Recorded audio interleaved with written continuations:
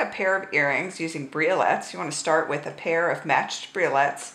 That's a teardrop shaped bead. This one's faceted and it's drilled through the top. And what we're going to do is we're going to use about a 5-inch piece of 24 gauge wire. I already cut this. And we're going to feed it through the top of the Briolette. Go about halfway.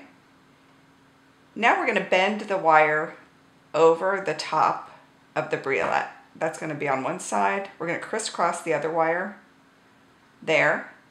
So that's going to hold the top of our bead. Now we're going to make a wrap around one of the wires. So to do that, I'm going to bend this wire straight up, and you can just use your hands for that, or you could use your pliers. And then I'm going to rotate the Briolette as I'm holding this wire in my left hand, and I'm making a wrap there as I rotate the wire. I've got one wrap and a half a wrap all the way around. I'm done with that wrap. So now there's 2 wraps there at the top of the Briolette. And now I'm going to snip that wire off. I'm using flush cutters. I put the flush side to the project. Now we're going to slide a bicone onto this wire. This is a nice 4mm red bicone there. And now we'll make a wrapped loop on top of that bicone. And to do that, I'm going to use my round nose pliers.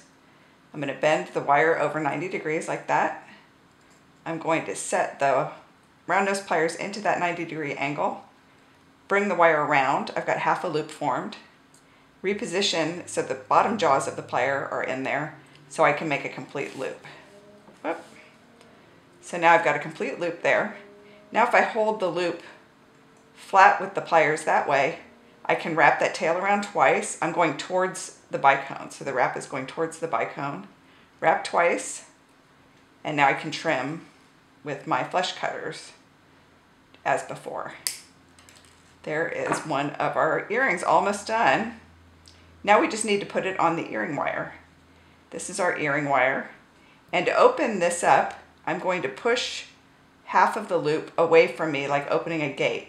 I'm not going to open it this way because it will misshape that round shape. And now I just feed our wrapped loop, the little loop we made, onto the earring wire, and then I close our little gate.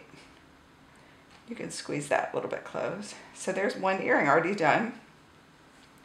To make the second one, just a repeat of the first, we're going to feed through the top drill of the Briolette, bend our wires over in a crisscross.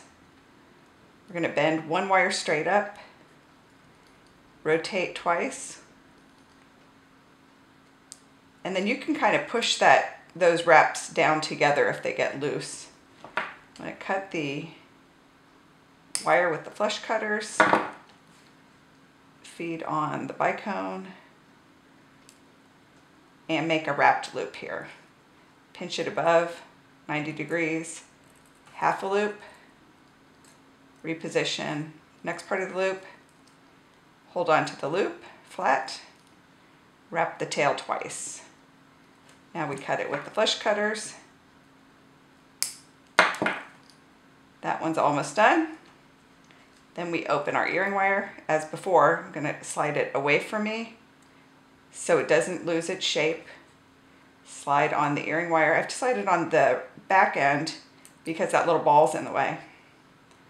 And then I close that up, and there I have a pair of Briolette earrings.